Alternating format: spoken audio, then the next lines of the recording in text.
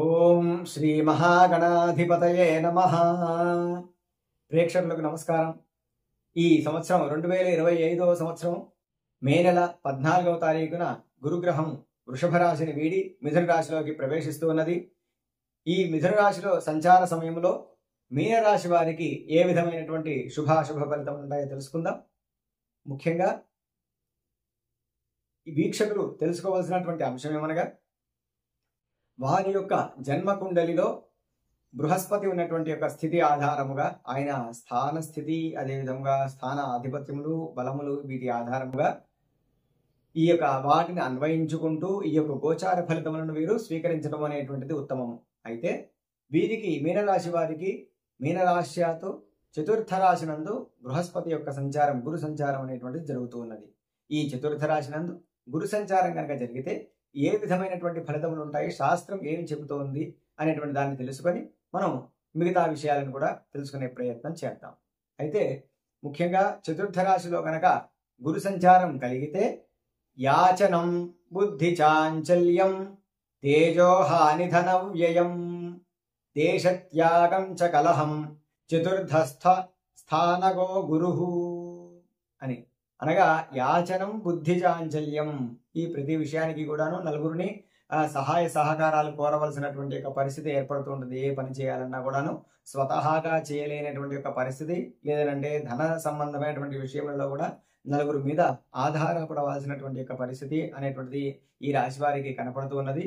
బుద్ధి చాంచల్యం, ఎప్పుడైతే ఈ విధమైనటువంటి నలుగురి దగ్గర చేయి చాచవలసినటువంటి పరిస్థితి వస్తుందో సాధారణంగానే ప్రతి వ్యక్తికి బుద్ధి చాంచల్యం అనేటువంటిది ఏర్పడుతుంది. ఎందుకంటే ఒక శిరస్సు వంచాలి అనేటువంటి విషయం వచ్చేసరికి ఎవరికైనా కూడా కొంత ఇబ్బందికరంగా ఉంటుంది. తద్వారా బుద్ధి చాంచల్యం అనేటువంటిది ఏర్పడుతుంది. తేజోహాని, అప్పటిదాకా అనుకున్న పనులన్నీ కూడా అవుతున్నాయి అనేటువంటి స్థితిలో ఉన్నటువంటి వ్యక్తి ఒక్కసారిగా ఎప్పుడైతే ఇంకొకరి మీద ఆధారపడవలసినటువంటి పరిస్థితి వస్తుందో వారికి ఒక మానసికమైనటువంటి క్లేశం అనేటువంటిది మొదలవుతుంది. తద్వారా వారిలో ఉన్నటువంటి ముఖ తేజస్సు, ముఖ వర్చస్సు అనేటువంటివి కూడా కొంత వాటికి హాని జరుగుతుంది, అంటే అవి తగ్గుతాయి అనేటువంటి దీని యొక్క అంతరార్థం. ధన వ్యయం, ధనం కూడా అధికంగా వ్యయం అవుతూ ఉంటుంది. అంటే ₹1 ఖర్చు పెట్టవలసిన చోట ₹100 ఖర్చు పెడితే కానీ పని కానటువంటి పరిస్థితులు కూడా ఏర్పడుతూ ఉంటాయి. దేశత్యాగం, వారు ఉన్నటువంటి యొక్క ఊరిని కానీ లేదంటే ఆ యొక్క గ్రామాన్ని కానీ వదిలి వేరే ఊర్లకి తిరగవలసినటువంటి పరిస్థితి ఏర్పడుతుంది. అంటే స్థిరముగా ఉండలేనటువంటి యొక్క పరిస్థితి అనేటువంటిది ఏర్పడుతూ ఉంటుంది. కలహం, ప్రతి చోట కూడా కలహపూరితమైనటువంటి ఒక వాతావరణం ఏర్పడుతూ ఉంటుంది. ఒక మాట మాట్లాడినా కూడా తద్వారా ఒక కలహం అనేటువంటిది అక్కడ సృష్టించబడటం అనేటువంటిది జరుగుతూ ఉంటుంది. ఈ విధమైనటువంటి ఎప్పుడు వస్తాయి? చతుర్థ స్థానగో గురు, 4వ స్థానంలో కనుక గురువు ఉంటే ఈ విధమైనటువంటి ఫలితములు వస్తాయి అని అంటున్నారు. అంతేకాకుండా కుటుంబంలో కూడా కొంత అసౌఖ్యము, అశాంతి అనేటువంటిది ఉంటుంది. అంటే నలుగురు అర్థం చేసుకోలేనటువంటి యొక్క పరిస్థితి కూడా ఈ ఏర్పడుతూ ఉంటుంది. తద్వారా ఇంకా కాస్త మానసిక క్లేశాన్ని అనుభవించాల్సినటువంటి పరిస్థితి ఈ మీనరాశి వారికి కనపడుతూ ఉన్నది. అంతేకాకుండా ఆస్తి మరియు వాహనముల సంబంధించినటువంటి విషయాలలో కూడా కొంత మంచి కాలంగానే కనిపిస్తూ ఉన్నప్పటికీ ఆచితూచి వ్యవహరించడం అనేటువంటిది చాలా మంచిది. ఆస్తుల విషయాలలో ముఖ్యంగా చాలా జాగ్రత్తగా ఉండవలసింది. వాహనాలు, ప్రయాణాలలో కూడా జాగ్రత్తలు వహించడం అనేటువంటిది ఈ యొక్క రాశి వారికి మంచిది. ఉద్యోగపరమైనటువంటి విషయాలు ఏవైతే ఉన్నాయో ఈ ప్రయత్నం చేస్తూ ఉన్నటువంటి వారికి, వీరికి ప్రతి విషయంలోనూ కూడా ఏదో ఒక రకమైనటువంటి కార్య విఘ్నం కానీ, ఆటంకం కానీ, లేదంటే సహకరించవలసినటువంటి వ్యక్తులు సమయానికి అందుబాటులో లేకపోవటం కానీ, లేదంటే సహకరించకపోవటం కానీ, ఈ ఇత్యాది విషయంలో జరగడం వలన వారు చేసేటువంటి ప్రయత్నాలన్నీ కూడా కొంత వాయిదా పడేటువంటి అవకాశం ఏర్పడుతూ ఉంటుంది అనమాట. ఆరోగ్య విషయంలో కూడా తగు జాగ్రత్తలను ఖచ్చితంగా పాటించి తీరాలి.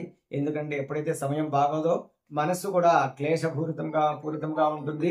అంతేకాకుండా వీరు అనుకున్నటువంటి పనులు ఎప్పుడైతే కావో వారి ఆరోగ్యం కూడా క్షీణించడము, మనస్సు కూడా భరితంగా ఉండటం అనేటువంటి జరుగుతూ ఉంటుంది. కాబట్టి ఆరోగ్య విషయంలో కూడా తగు జాగ్రత్తలను పాటించండి. విద్యా విషయాల్లో కూడా కొద్దిగా శ్రద్ధ తక్కువగా ఉండేటువంటి అవకాశం ఉంటుంది. శ్రద్ధని పెంపొందించుకోవడం అనేటువంటిది చాలా ఉత్తమం. మీ అంతటా మీరుగా, అంటే మిమ్మల్ని ప్రోత్సహించేటువంటి వారు కూడా కొద్దిగా తక్కువగా ఉంటారు. కాబట్టి మీ అంతటా మీరుగా ప్రోత్సహించుకుంటూ మిమ్మల్ని మీరు మార్చుకోవటం అనేటువంటిది చాలా ఉత్తమము. అందరితో కూడా సహకారముగా ఉంటూ అందరి యొక్క మన్ననలను పొందుతూ అందరితో మంచిగా ఉండేటువంటి వ్యవహారంగా మిమ్మల్ని మలుచుకోవడం అనేటువంటిది చాలా ఉత్తమము. తద్వారా శత్రువులు కూడా తగ్గేటువంటి అవకాశం ఉంటుంది. మొత్తం మీద ఈ రాశి వారికి గురువు చతుర్థ రాశిలో సంచారం అనేటువంటిది అంత శుభదాయకము కాదు. అది జాతకంలో కూడా ఇంకా బలహీనంగా ఉంటే ఈ యొక్క విషయములు ఇంకా కాస్త తీవ్రంగా ఉండేటువంటి అవకాశం ఉంటుంది. ఒకవేళ జాతకంలో కనుక గురుగ్రహం కొద్దో గొప్ప బలంగా ఉంటే కొంత వీటి యొక్క ప్రభావం అనేటువంటిది తగ్గేటువంటి అవకాశం ఉంటుంది. కాబట్టి తగు జాగ్రత్తలతో ప్రతి వ్యవహారంలో, ఆర్థిక వ్యవహారాల్లోనూ, కుటుంబ సంబంధిత వ్యవహారాల్లోనూ, బంధు సంబంధమైన వ్యవహారాలు, మిత్రులు, ఈ విధమైనటువంటి ప్రతి వ్యవహారంలో, వృత్తి వ్యాపారాలలో కూడా ఆచితూచి అడుగు వేయటం అనేటువంటిది చాలా ఉత్తమము. ఈ రాశివారు ముఖ్యంగా నిత్యము చంద్రశేఖరాష్టకాన్ని నిత్యము కూడా పారాయణం చేయటం మంచిది. వీలైతే మహామృత్యుంజయ జపము, గురుగ్రహ జపము, గురుగ్రహ సంబంధిత హోమాదులు, మహామృత్యుంజయ హోమాదులు చేయడం అనేటువంటిది ఉత్తమము. ఇవి చేయలేనటువంటి వారు నిత్యము కూడాను 108 సార్లు ఓం నమః శివాయ అనేటువంటి మంత్రాన్ని భక్తి శ్రద్ధలతో త్రికరణ శుద్ధిగా, అంటే మనస వాచ కర్మణ 108 సార్లు కనుక జపం చేసుకుంటే ఆ స్వామివారి యొక్క అనుగ్రహం చేత అన్ని కూడా శుభ ఫలితాలు కలుగుతాయని, కలగాలని ఆశిస్తూ ఆకాంక్షిస్తూ నమస్కారం.